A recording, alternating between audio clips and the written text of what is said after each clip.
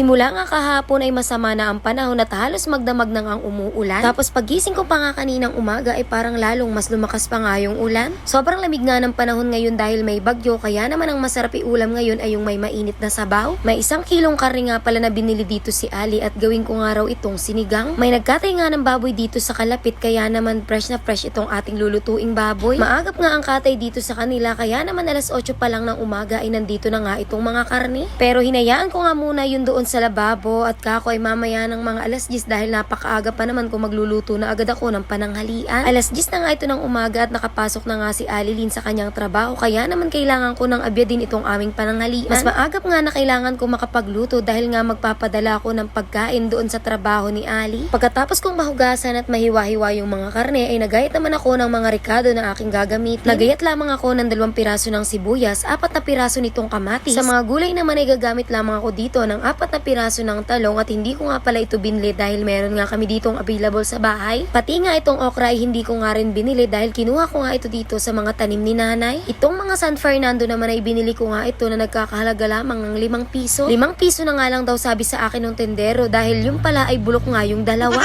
Pero ayos na din dahil kahit papaano nga ay meron pa nga akong magagamit. Mas gusto ko kasi na merong ganito kapag nagsisinigang dahil ang gusto ko nga sa sinigang ay yung malapot nga yung sabaw at ito ang San Fernando ang makakapagpalapot nun. Kompleto na nga yung mga sangkap na aking gagamitin, kaya naman binuhay ko na itong apoy at sinalang na itong kawali na aking paglulutuan. Inuna ko nga pala dyan yung mga karning baboy para maglabasan ng kanyang sariling mantika. Habang nag-aantay pumunta nga muna ako dito sa may pintuan at pinagmasdan ng ulan na walang kasawaan. Pero ayos lang naman talaga dahil yan nga talaga ang iniintay ng mga tao, lalong-lalo na dito nga sa kanda. Hanggang ngayon kasi ay hirap pa rin sa tubig dito nga kanaali. Tinatanong ko nga si nanay nung dating ko dito kung hindi ba dito umuulan dahil wala pa nga ring tubig. Buong akala ko nga ay marami na nga ring tubig dito dahil sa amin nga ay puno na nga ang mga hukay. Madalas kasing umulan doon sa amin tapos malakas pa, samantalang dito ay bahagya nga lang daw umulan tapos ambon lamang. Wala nga pala akong nilagay dyan na kahit ano para mas madaling lumabas yung sariling mantika nitong mga karne. Sumimoy na nga ang bango nitong mga karne, kaya naman binuksan ko para nga ito ay i-check. Malapit na nga itong masunog kaya kailangan na nga itong haluin. Hindi nga kataba nitong mga karne kaya babahagya nga na lumabas yung sarili niyang mantika. Imbis na langis nga yung mailagay ko dito ay itong ang suka ang nailagay ko. Maigi na lang talaga at kaunti nga lang ang nilagay ko at na-absorb agad ito ng mga karne. Kaunting mantika nga lang palang ilalagay ko dito dahil hindi naman natin kailangan ng marami. Ayoko na nga ng marami pang kaartihan kaya naman sabay ko nang inalagay itong sibuyas at itong kamatis. Hinalo-halo ko lamang ito at pagkatapos ay tinakpan para mas madaling lumambot yung mga kamatis. Pagkatapos ng mga 1 minuto ay naglagay na nga din pala ako dito ng patis at naglagay na din ako ng kaunting paminta. Hinayaan ko lamang ulit sa apoy para mas masangkot siya at pagkatapos ay naglagay na nga ako dito ng 1.5 tabo ng tubig. Pero depende sa inyo kung gaano nga karami yung gusto nyong ilagay na tubig, pero sa akin ay okay na nga yan dahil hindi na nga kasya dito sa aking lutuan. At syempre pagkatapos ay tinakpan ko lang ito ng maayos at hinayaan na dito sa apoy para mas madaling kumulo. Habang hinihintay kumulo yung aking nilulutong sinigang ay bigla ko ang naalala na wala pa nga pala akong sinaing. Black rice nga itong aking isasaing dahil nga diet nga itong aking kaibigan. Kung aantayin ko pa nga itong aking sinigang na maluto at pagkatapos ko pa nga ito isasalang ay hindi na nga ito aabot. Kaya naisipan ko na doon nga ito isalang kanananay para nga mas mabilis na maluto. Dahil kung dito ko pa nga ito lulutuin ay talagang hindi na nga ito aabot. Mabuti na lang talaga at maagap ng magluto ng pagkain itong sila nanay, kaya naman libreng-libre akong makiluto ng sinaing. Sinadya ko talagang ihuli igayak itong mga kangkong dahil kako para habang naghihintay akong kumulo itong aking nilulutong sinigang ay saka ko nga ito hihimayin. Pagkatapos kong mahimay nga itong mga kangkong ay saktong-sakto nga rin na malambot na itong ating mga San Fernando. Sinimula ko na nga itong pisatin dahil ito talaga ang sekreto ng mayapot na sabaw ng sinigang. Hindi mo pa nga alam yung ganitong teknik sa sinigang ay di ngayon ay alam mo na.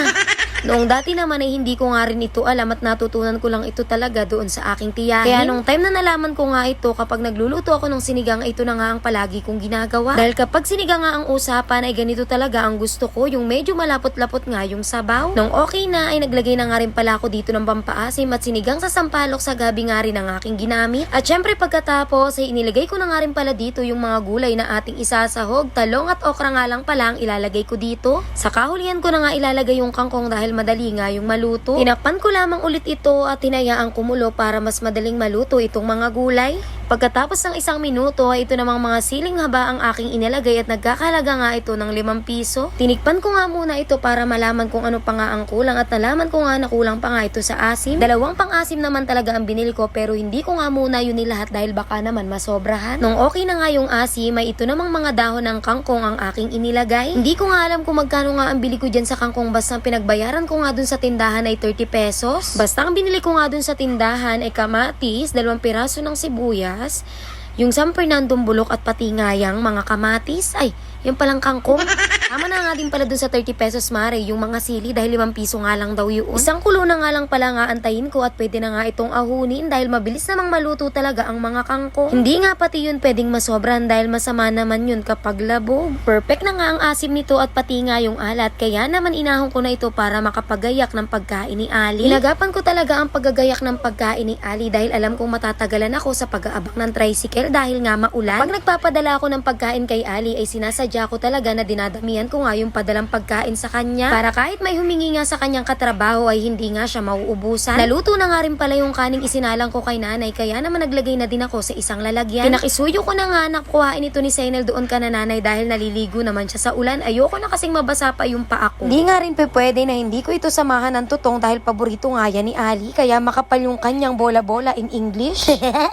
Charot. Kapag usapang sinigang ay hindi nga rin pwede na walang kapares na sausawan. Patis, kalamansi at sili lang naman ang masarap na kapares nitong sinigang. Kompleto na nga yung pagkain na ipapadala ko kay Ali. Pati nga kutsara at tinidor ay nakapagayak na nga rin ako. Kaya agad-agad ay lumabas na nga ako ng bahay para makapag-abang ng sasakyan na pagpapadalan ko nitong kanyang pagkain. Medyo may kalakasan pa nga rin yung ulan kaya tignan nyo naman yung kalsada. Wala talagang mga sasakyan. Malakas na nga yung ulan nito at wala pa nga rin dumadaang sasakyan at nakapayo nga lang talaga ako habang nag-aabang. Siguro nga ay mga halos 20 minutos akong nag-aantay dito at sa wakas ay dumating na nga rin yung tricycle na pagpapadalhan ko. Pagkabalik ko dito sa bahay ay nag-abyad na nga rin ako ng aking kakainin at anong oras na din ay gutom na rin naman yung nagluto. May ginawa akong mango juice kagabi kaya naman nagsali na rin ako sa isang baso para mainom ko mamaya. Mag-isa nga akong kumakain ngayon dahil nga yung bata kong kasabay ay naliligo pa nga rin sa ulan hanggang ngayon. At yun lang muna for today's video. Maulang tanghalian. Bye people!